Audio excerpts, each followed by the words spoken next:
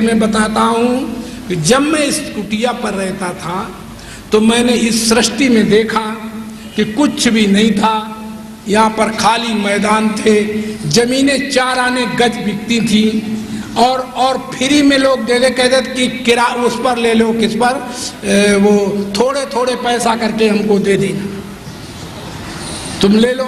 तब लोग हमको एक इटावा डिस्ट्रिक्ट का डिस्ट्रिक्ट के एक आदमी थे, उनकी 20 बीघा गांधीनगर में जमीन थी और उस जमीन को पूरी को उन्होंने बुला करके मुझसे कहा कि महाराज उसमें अमरूद के बाग भी लगे हुए थे और कहा महाराज इसको तुम ले लो।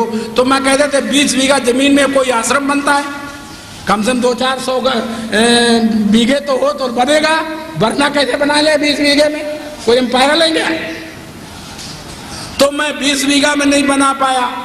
फिर लोगों ने कहा 1-8 बीघा ले लो, तो नहीं बना पाया। फिर लोगों ने कहा 400-500 गज ले लो, तो भी हमने नहीं बना। हमने कहा अब इतने में कैसे बनाए? अब इतने पे कौन दुनिया में बके? आज तक मैंने एक कमरा दुनिया में नहीं बना पाया, बना ही नहीं पाया। मैं क्या करूं? लोगों के बने बनाए मकानों में मैं रहता हूं, लोगों के बने बनाए सृष्टि में मैं रहता हूं। क्यों रहता हूं? क्योंकि जो सर्प होता है वो बिल नहीं खोदता। सच्ची बताओ, खोदता है? वो सर्प जो है चूहे के बिल को बनाए हुए में चूहे को खा करके और चूहे के बिल में रहने लगता है। माने खोदत चूहा मर गो, मौज लई है भुजंगा ने। सर्प आया और उसको खा करके उसमें मौज ले रहा है। और जोड़त बनिया मर गो, मौज लई खरचंगा ने। अगर लड़का खर्चीला पैदा हो गया फिर बूझो कहेगा आए मत खर्च कर, अरे दुष्ट कैसे पैसा पैदा। वो कहेगा चुप बैठे ना बुड्ढे।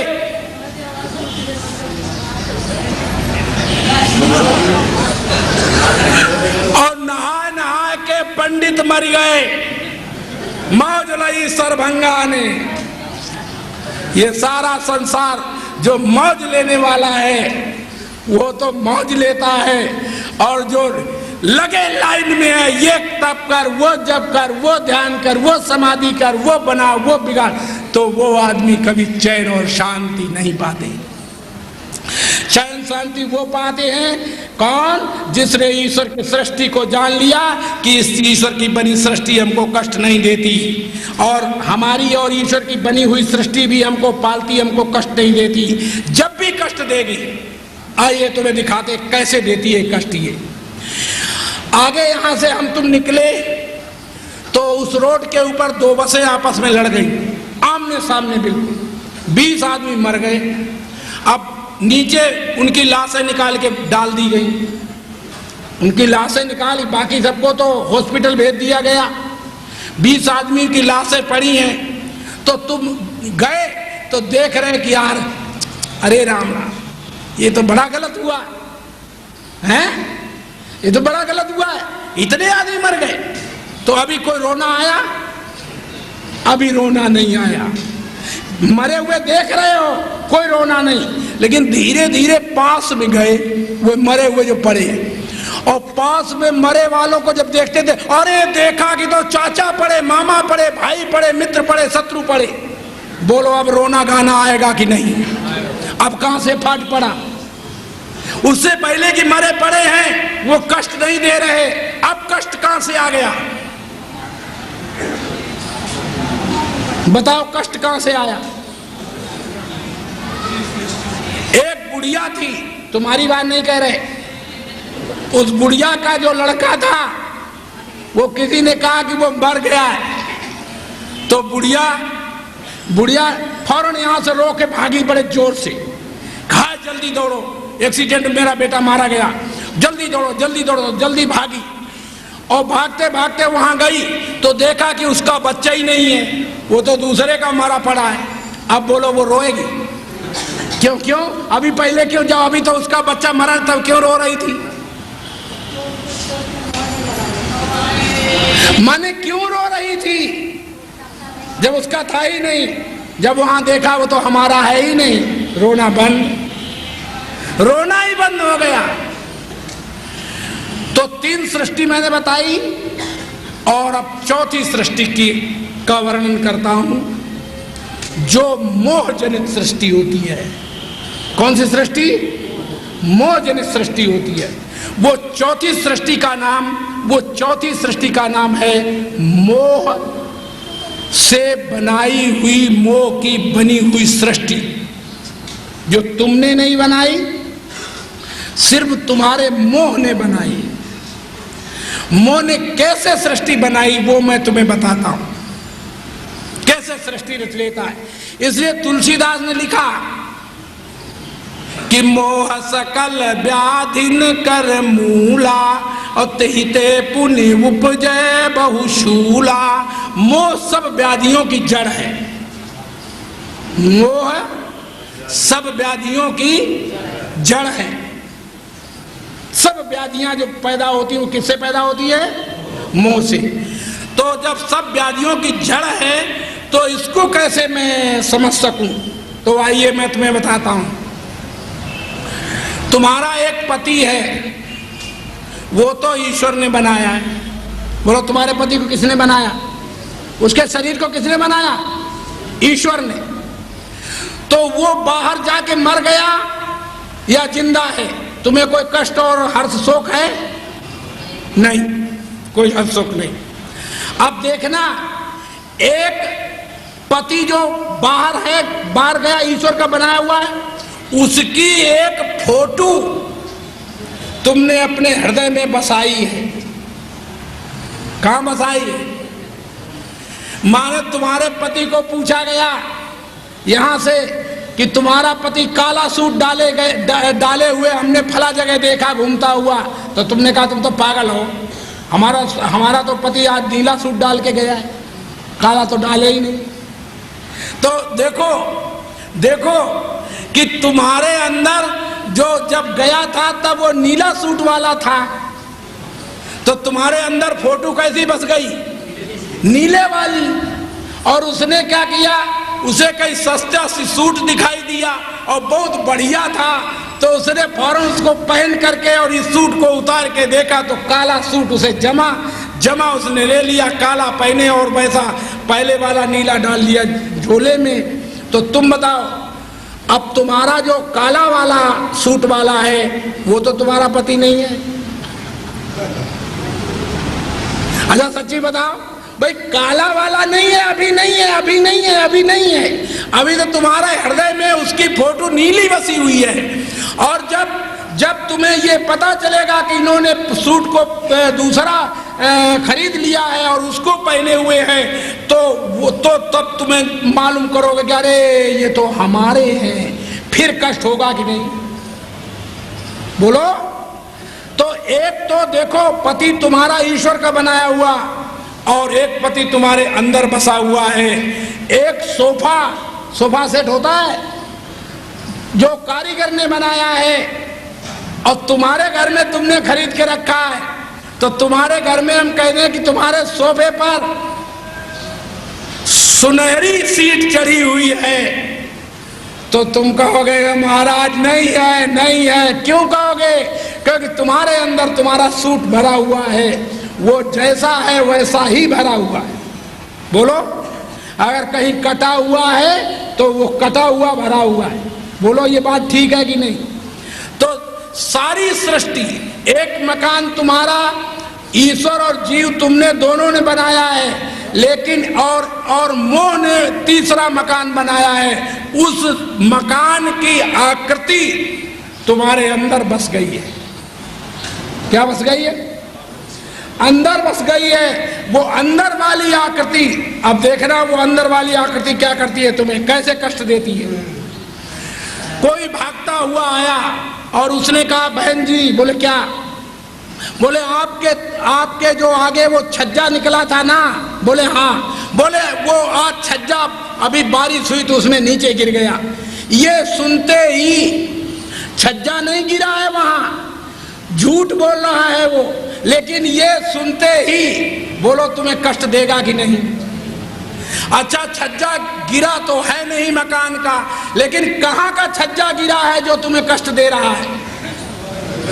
वो जो अंदर बनाया था छज्जा मकान का, मेरा छज्जा ऐसा है, और वो छज्जा ही नीचे गिर गया। तो तुम्हारे अंतः स्थल में तुम्हारा बनाया मौका बनाया हुआ जो छज्जा था वो गिरा और तुम्हें कष्ट। बात समझ में आई कि नहीं? देखो, तुम्हारी एक साड़ी है 5,000 रुपए की आई है, तो एक तो साड़ी जो 5,000 की आई वो तो बक्से में बंद है, अभी कोई कष्ट नहीं। और पति तुम्हारा आए और झूठ बोले, कहे सुनो, बोले कहे क्या? और वो हमने तुम्हारी आज बक्से को खोल करके देखा तो वो जो साड़ी 5,000 वाली थी ना, बोले हाँ, बोले उसके अंदर से एक चूहिया निकली और चूहिया ने सारी साड़ी तुम्हारी काट दी। अब बोलो, वहां साड़ी कटी नहीं और साड़ी है कहाँ तुम्हारी? मोह से बनाई हुई तुम्हारे अंदर है, तो अंदर साड़ी उसके अंदर जब उसने खबर दी तो वो साड़ी अंदर कट गई, और अंदर कट गई तो अब अपने आप रोने लगे नहीं? कष्ट देने लगे कि नहीं? तो मोह का बना संसार जो है वो बड़ा कष्ट देता है। राम को हमने मोह से बनाया है, कृष्ण को हमने मोह से बनाया है। कृष्ण तो भगवान है, वो तो बाहर रहता है, राम भगवान है, वो बाहर रहता है, लेकिन मैं क्या करूं कि वो मेरे अंदर आके घुस के बैठ गया है। अब बैठ गया है तो अब क्या हो? अब तो बिना रुलाए तुम्हें छोड़ेगा, अब तो तुम्हें रुला रुला के मारेगा। जब कोई अंदर बस जाता है तो बहुत कष्ट देता है, बाहर रहे फिर कोई कष्ट नहीं देता। आइए तुम्हें दिखाएं। बाहर एक व्यक्ति विदेश चला गया, बाहर एक व्यक्ति विदेश में चला गया, वहां उसको रहने का मकान मिला और वहां उसको नौकरानी मिली, वहां उसको बिस्तर बिछाने वाली भी नौकरानी मिली, रोटी बनाने वाली भी नौकरानी मिली, सब मिले। जो जो उसने चाहा वो चीज वहां प्राप्त हुई।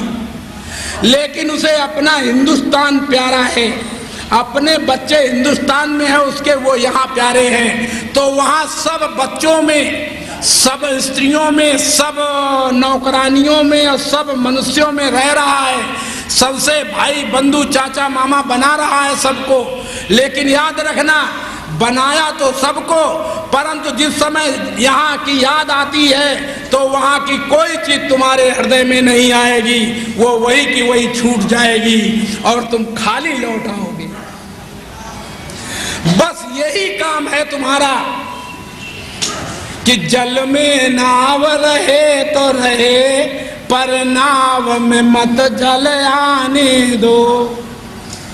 ये अंतःकरण में राम कृष्ण ब्रह्मा विष्णु शंकर अल्लाह गॉड ईश्वर अवतार सब रहे दुनिया में, सब अपना अपना भोग लें, आरती हमसे करा लें, लंबे पड़ के मत्था टेकवा लें, पूजा पाठ करवा लें, लेकिन रहो बाहर, मेरे अंदर भूल करके मत आना। मैं तुम्हें अपने अंदर नहीं बसा सकता, और जब अंदर नहीं बसेंगे तो ये हमें कभी रुलाएंगे? ये कभी नहीं रुला सकते। और आजकल के तो संत महात्मा गुरु पीर कहेंगे कि भगवान मेरी फोटो अंदर बसा ले, मेरी फोटो का ध्यान कर, मैं तुझे अंदर दिखूंगा। और जो दिखे और तुम्हारे अंदर बस गए, फिर वे रुला रुला तुम्हें मारेंगे कि नहीं? जब तुम सुनोगे कि हमारे गुरु की आंख फूट गई एक, तो ब्रह्मज्ञानी हो गए, क्योंकि एक आंख से देखने वाला कौन होता है? गुरु की एक आंख फूटी, ब्रह्मज्ञानी हो गया। तो तुम्हें ये सुनते ही तुम्हें कष्ट हो जाएगा कि नहीं कि ले भैया वो तो ब्रह्मज्ञानी हो गए। प्रेम से बोलो सच्चिदा।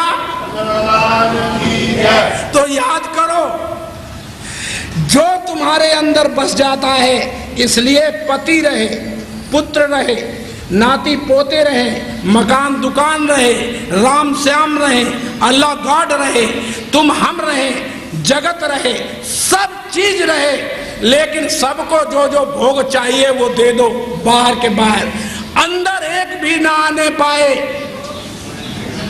अगर कोई मक्कार अंदर आ जाता है, वो मक्कार बिना रुलाए मुझे मानेगा नहीं। इसलिए संत लोग जो होते हैं, जो सन्यास लेते हैं, वो अपने माता पिता बंधु भाई जो जिनको जिनको उसने अपना बनाया, उनको उनसे छुट्टी ले लेता है। कहता अब न ये मेरे माँ है, न मेरे बाप है, न मेरा भाई, न मेरी बेटी। और यहाँ तक जब गुरु दीक्षा देता है तो हमारे संत तो सब ब्रह्म ज्ञानी होते हैं, हमारी संतों की बात और है, लेकिन वैसे सच्ची बात तो और है क्या कि जब हम संन्यास देते हैं तो हम ये बात कहते हैं कि जाओ अपने घर में अपनी पत्नी के पैर छू करके उससे रोटी मांग के लाओ।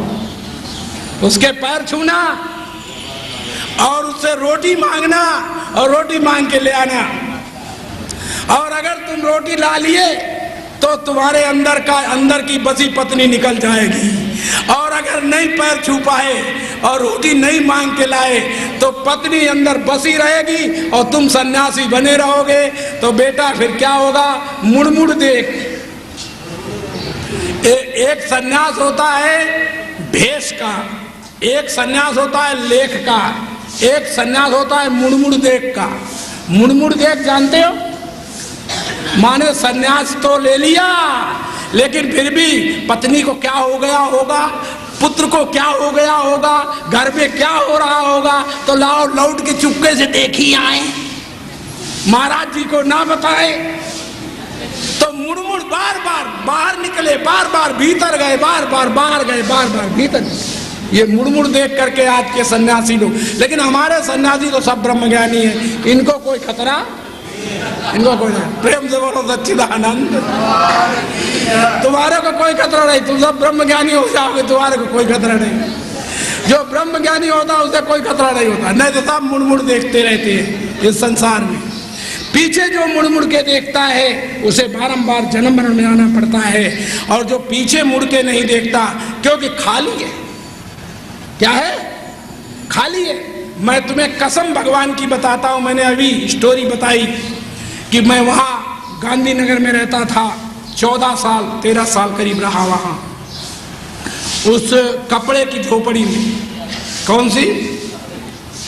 फिर कुटिया 2-4 साल बाद लोगों ने बना दी थी। तो मैं तुम्हें बता रहा हूं, हमें कभी जीवन भर आज तक ये सपना नहीं आया कि मैं अपने घर में लौट के गया हूं। पूरे जीवन ये सपना अभी तक आज तक नहीं आया। एक बार हम अपने ग्राम में गए, लेकिन ग्राम के पास सामने ग्राम से बिल्कुल सटे हुए जीटी रोड निकला है और मैं बीच रोड पर जाकर के पहुंच गया हूं। कितना सपने में गए? बीच रोड तक तो चला गया हूं, गांव की तरफ मुंह नहीं किया है। इतना तक तो सपना आया है, लेकिन आज तक मुझे सपना ये नहीं आया कि हमने अपने घर में कभी हम गए हो। इतना घर हमारे अंदर से निकल चुका, इतने बंधु भाई बहन बेटी चाची दादी जो भी हो, हमारे तो कोई पत्नी नहीं थी, ना बेटी थी, ना कोई पत्नी थी, तो मेरा तो कोई था नहीं, मैं तो अकेला ही था। माता और पिता और भाई बंधु थे, तो इतने निकल गए कि मैंने आज भी मुझे सपना नहीं आता उनका। और वे मरे जब वो सब जिंदा थे 11.5 साल बाद, जैसे कि मैंने बताया कि माँ बाप से भिक्षा लाना चाहिए, पत्नी से भिक्षा लाना चाहिए।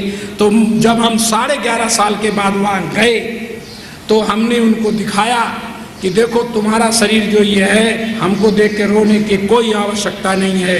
तुम्हारे शरीर को मैंने, ये तुम्हारा शरीर बनाया हुआ है और ये शरीर तुम्हारा है और इसको हमने बर्बाद नहीं किया है, अस्तु आप अपने शरीर को देख सकते हैं। रह गई मेरी बात, तो मैं तुम्हारा नहीं था, ना तुम हमारे थे। वो तो भ्रम से हमें प्रतीत हो रहा था, और अब कोई भ्रम ना तुम्हें है ना हमें होना चाहिए। और ये कह के वापस आ गया। प्रत्यक्ष में गया लेकिन स्वप्न नहीं आया। प्रत्यक्ष में गया और फिर 20-25 वर्ष के बाद हमारे ग्राम के लोगों को पता चला कि ये संत कहाँ हैं, तो वो ढूंढते ढूंढते हरिद्वार पहुंच गए।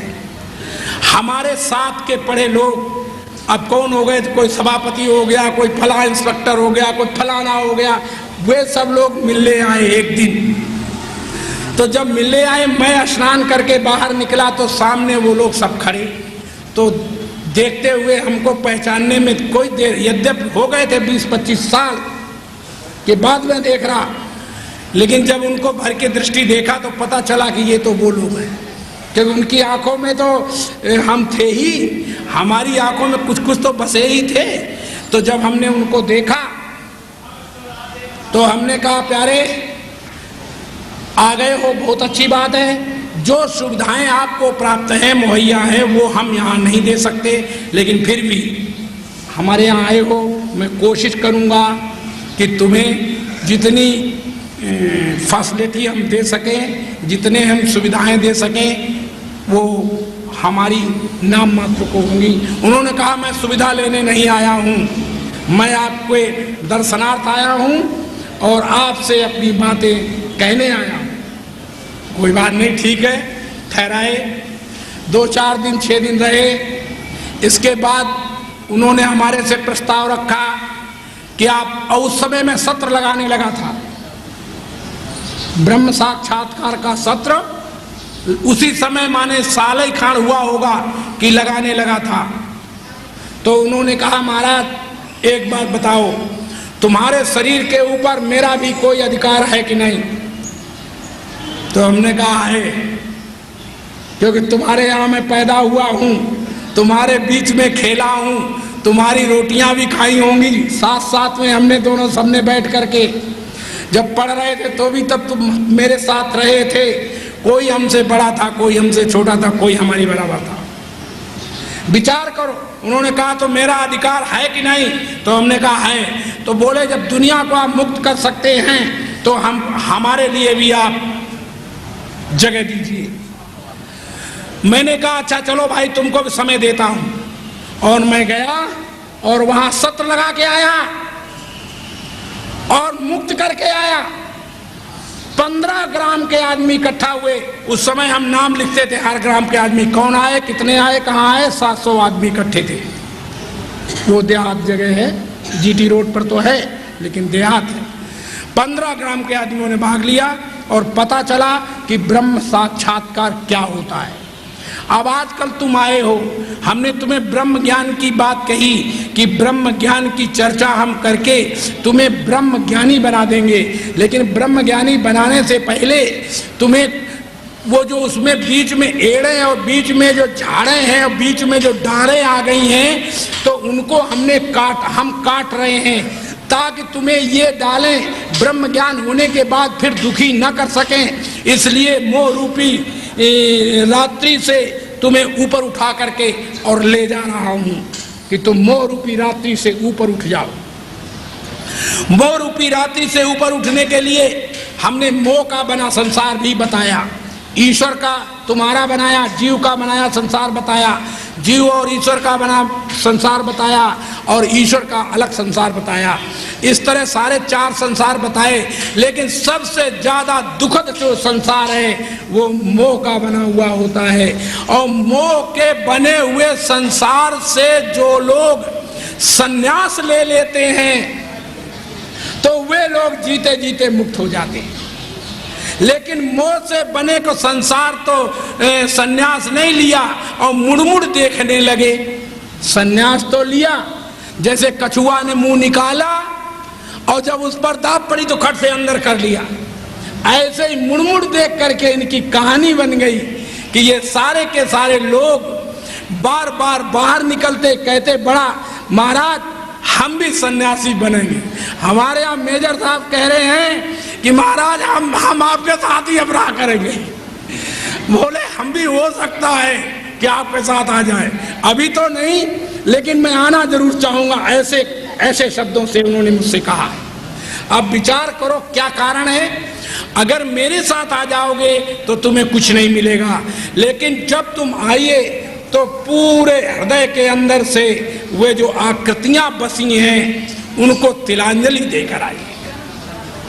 देखो, फिर पिता रहे, माँ रहे, भाई रहे, बंधु रहे, सब रहे, पति रहे, सब रहे, लेकिन उनके मरने और जन्मने आने जाने से तुम्हें कोई कष्ट नहीं देंगे, वो कष्ट नहीं होगा। और अगर तुमने इतना नहीं कर पाया और सन्यास ले लिया तो फिर क्या होगा? फिर मुड़ मुड़ देख करके बात बनेगी, बार बार तुम कछुआ की तरह सिर को बाहर निकालोगे, फिर अंदर घुसेड़ लोगे, फिर इस तरह से तुम्हारा जीवन जीवन नहीं रहेगा। प्यारे, जीते जीते हमने अंतःकरण में किसी की फोटो नहीं बसानी है, न राम की बसानी है, न श्याम की बसानी है, न अल्लाह गॉड की बसानी है, न ईश्वर अवतार की बसानी है, न पत्नी और पुत्र और भाई बंधु माता पिता की बसानी है, और न गुरु पीर की बसानी है। अगर तुमने गुरु पीर की भी फोटो बसा ली है तो याद कर लेना कि वो तुम्हें यहां लौटाल करके ले आएगी, यही लौटाल करके ले आएगी और तुम्हें रुला रुला मारेगी। इसलिए सन्यास तुम समझ गए होगे कि सन्यास की कहानी क्या है। सन्यास की कहानी क्या है? सन्यास की कहानी, किससे सन्यास लिया जाता है? केवल अंदर बसे हुए आकृतियों से सन्यास लिया जाता है। और अगर तुमने आकृतियों से सन्यास नहीं लिया तो ये संसार तुम्हें जो है वो जहां जाओगे, बहुत से लोगों को हमने देखा है कि वो सन्यास लेके बाहर आ गए, तो जब बाहर आ गए तो उन्होंने चेला चेली बना लिए। क्या बना लिए? अब एक चेला जब मरता है तो गुरु रोता है, मेरा चेला और चेली मरी, तो वो जो कष्ट तब तुमने हुए तो छोड़ ही आए, और नए दूसरे। एक बुढ़िया थी, तुम नहीं, तुम अपनी बात मत समझना।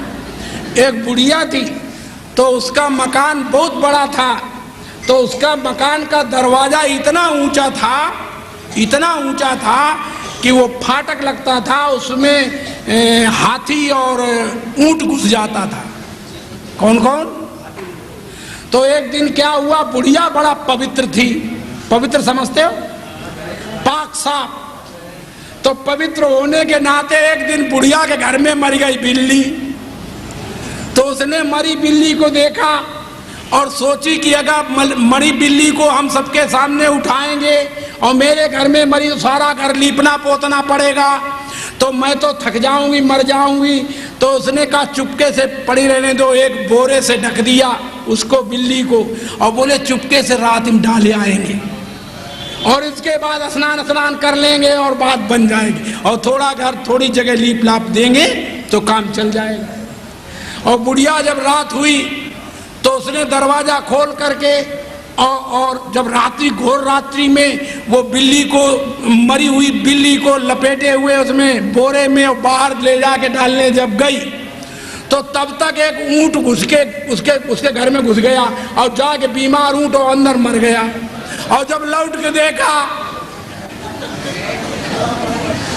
मरी बिल्ली को तो डालने गई और लौट के देखा ऊंट मरा पड़ा है। अब तुम बताओ, अब बुढ़िया क्या करेगी? अब चोरी से डाली आएगी क्या? अब नहीं डाल सकती। अब तो बुढ़िया, देखो थोड़ी सी परेशानी उसने की जिसकी वजह से और परेशानी बढ़ गई।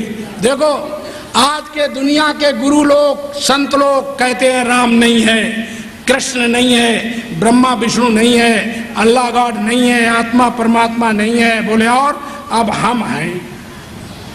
गुरु कहते हैं मेरा भजन करो, मेरा ध्यान करो।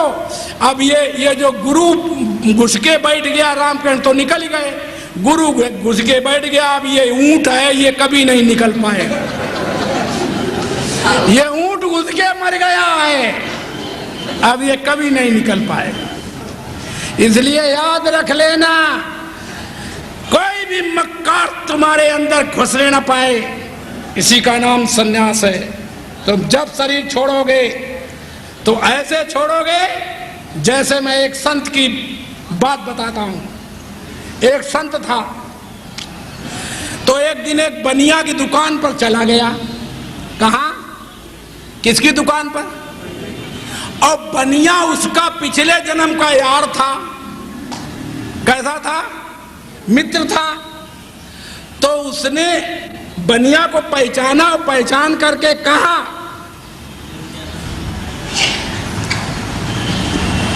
कि क्यों रे, तू ये बता। बनिया से बोला संत, क्यों रे ये बता, तू मरेगा कैसे? तो बनिया बोला, तुझे रोटी खाना हो, कुछ लेना हो तो ले ले और यहां से चला जा। अरे हम लेने नहीं आए हैं, हम रोटी खाने नहीं आए हैं, हम ये पूछने आए कि तू कैसे मरेगा। फिर चुप रहा हो।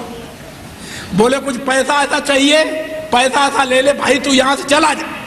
उसने कहा मैं पैसा लेने नहीं आया हूं, मैं तुझसे पूछने आया हूं कि तू मरेगा कैसे।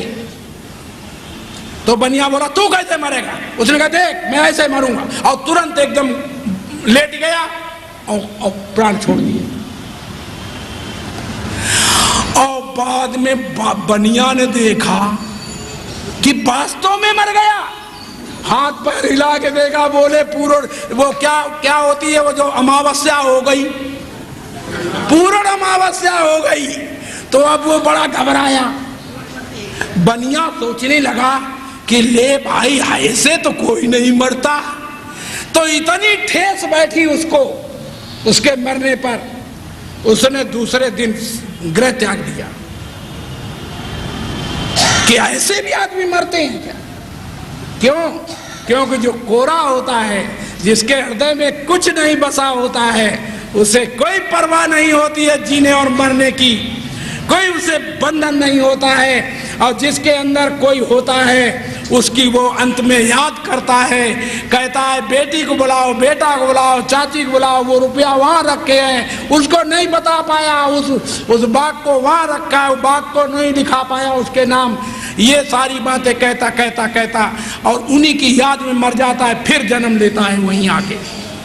अभी तुम्हें दिखाऊंगा कि लोग कैसे कैसे आके जन्म ले लेते हैं। हम तुम्हें 10 आदमी 50 आदमी को ऐसा बता सकते हैं इस दुनिया में, 100 आदमी 200 1000 आदमी को बता सकते हैं कि ये आदमी कहां से आया, ये कौन था।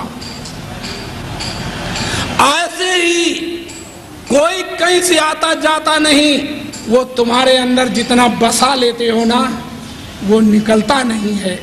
तो जो निकलता नहीं है उसे निकालना है, यही हमारा तुम्हारा कर्तव्य है। आज की मीटिंग में यही हमारा कहना था कि संसार रहे, पति रहे, पुत्र। देखो मैं छुटा नहीं रहा हूं, न कह दो महाराज तुम तो सबको छुटा रहे हो। हम छुटा किसी को नहीं रहे, न पति को छुटा रहा हूं, न पुत्र को छुटा रहा हूं, न घर को छुटा रहा हूं, न मकान को, न गाली छुटा रहा हूं, न हंसना छुटा रहा हूं, न मजाक छुटा रहा हूं, न कुकर्म छुटा रहा हूं, न सुकर्म छुटा रहा हूं, न धर्म छुटा रहा हूं, न अधर्म छुटा रहा हूं, न कुछ भी नहीं छुटाता। लेकिन फिर भी मैं एक चीज कहता हूं जो तुम्हारे अंडर में है कि तुमने अपने आप एक सोफा खरीदा और तुम कहो कि महाराज हम इसको अंदर से निकाल नहीं पाएंगे, तो बोलो तुम कसम खाओ भगवान की, निकाल मैं देता हूं। अरे मैं वो संत हूं कि मैं जबरन निकाल के फेंक देता हूं। बोलो तुम निकलवाना चाहते हो? अपने अंदर से संसार को निकलवाना चाहते हो? पति रहेगा, पुत्र रहेंगे, जगत रहेगा, घर मकान रहेगा, दुकान रहेगी, सब कुछ कर्म भी यही रहेंगे, लेकिन तुम्हारे अंदर से मैं निकाल देता हूं। निकालें, लेकिन तुम कर तो नहीं सकते प्यारे। अगर तुम करते तो मैं बताता, लेकिन फिर भी मैं तुमसे ये बात कहता हूं, तुम चलो हमारे पास, हमारे साथ। कहाँ? कड़कड़डूमा मजिस्ट्रेट के यहाँ। कड़कड़डूमा में कोई मजिस्ट्रेट है या कौन से हजारी में? 30 हजारी चलो। और मजिस्ट्रेट के यहाँ सामने पत्नी, पुत्र, घर, मकान, दुकान, अपने को, मन, बुद्धि, चित्त, अहंकार, काम, क्रोध, लोभ, मोह सब मेरे नाम लिख दो। क्या कर दो? सब मेरे नाम लिख दो। और सिर्फ हम कसम खाते हैं, भूल करके तुम्हारे घर कभी नहीं जाएंगे, कभी कोई चीज लेने नहीं जाएंगे, कभी देखने नहीं जाएंगे। तुम्हारे नाम का कागज लिखा हुआ हम अपना जेब में लेके रख लेंगे और हम चले जाएंगे, कभी लौट के नहीं आएंगे। लेकिन सच बताओ, जब कागज लिख के दे दोगे मजिस्ट्रेट के सामने तो बोलो जिंदाई सब निकल जाएंगे कि नहीं? हाँ, सच्ची बोलो, जिंदा निकल जाएंगे कि नहीं? मकान दुकान किसका है? तो कहना पड़ेगा महाराज जी का है। तो क्यों भैया महाराज जी का क्यों? अब कहोगे हमारा है, निकालो तो निकाल दो। लेकिन बहुत चालाक लोग हैं यहाँ दुनिया में, उनकी चालाकी सुनना, मैं बताता हूँ कौन सी चालाकी है। वो कहते भगवान के नाम लिख दे सब चीज, तो भगवान के नाम लिख देते हैं। क्या जो करो जो चीज है सब भगवान के नाम, स्वामी सब कुछ है तेरा, सब कुछ तेरा, रोज लिखते हैं सब कुछ तेरा, सब कुछ तेरा, सब कुछ तेरा। और दिन भर क्या कहते हैं? सब कुछ मेरा, सब कुछ मेरा। फिर शाम को कहे सब कुछ तेरा, फिर रात को कहते सब कुछ मेरा। सच्ची बताओ, लिखा?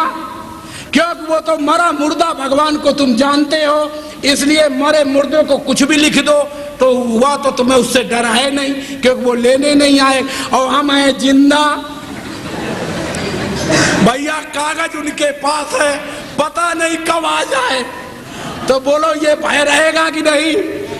कोई मक्कार तुम्हारे अंदर आ जाएगा घुस के?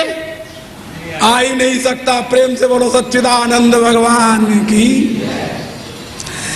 अगर कुछ निकालना होता है तो ईमानदारी सत्य से पहले काम करती है।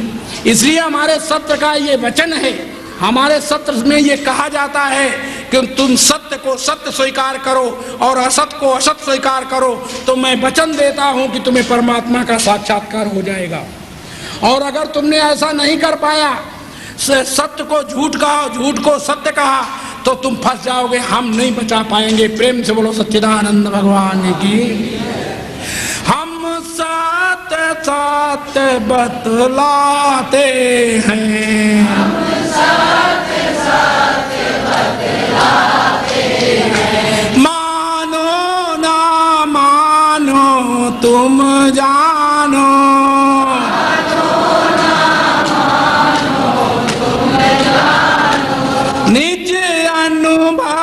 तुम्हें सुनाते हैं, तुम्हें सुनाते हैं। मानो ना मानो तुम जानो, मानो ना मानो तुम जानो। ज्यों ज्यों स्थिरता आती है,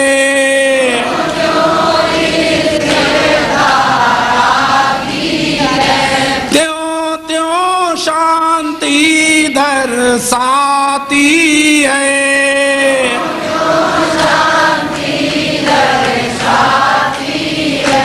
फिर ब्रह्मानंद प्रकटता है,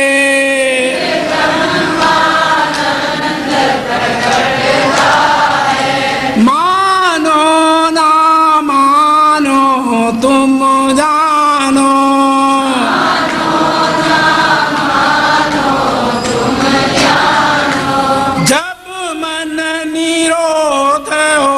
जाता है,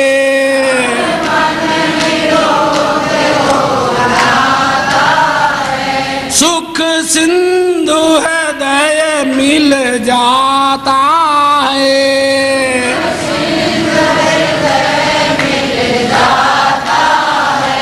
आनंद ज्ञान लहराता है,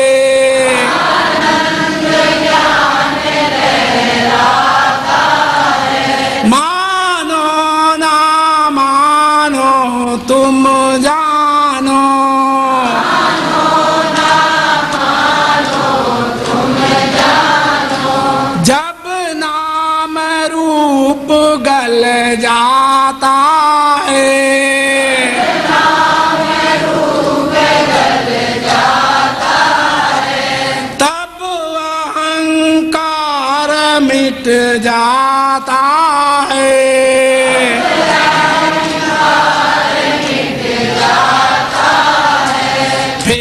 मोक्ष पदार्थ पाता है, मोक्ष पदार्थ पाता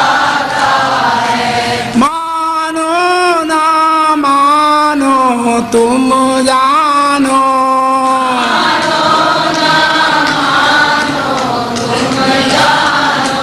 हम सत्य सत्य बतलाते हैं,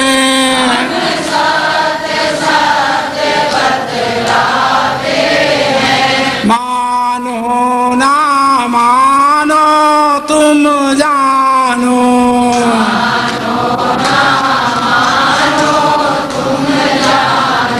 प्रेम से बोलो सच्चिदानंद भगवान की, बोलो कृष्ण बलदेव की, बोलो रामचंद्र महाराज की, बोलो सनातन धर्म की।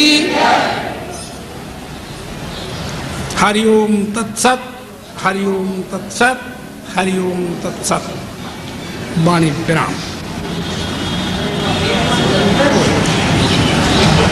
अच्छा, मंत्र शेष रह गया है, ठीक है, जरा मंत्र भी ले लीजिए। हाथ जोड़ो, वेद मंत्र बोलो। सर्वे भवन्तु सुखिना, सर्वे सन्तु निरामया, सर्वे भद्राणि पश्यन्तु, मा कश्चित् दुःख भाग् भवेत्। हे परमपिता परमात्मा, सब सुखी हों, दुखों से आजाद हों, यही हमारी सद्भावना है। ओम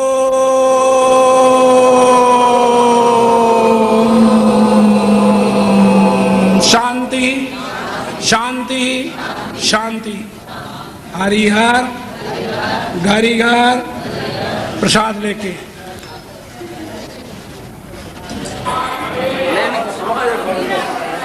धीरे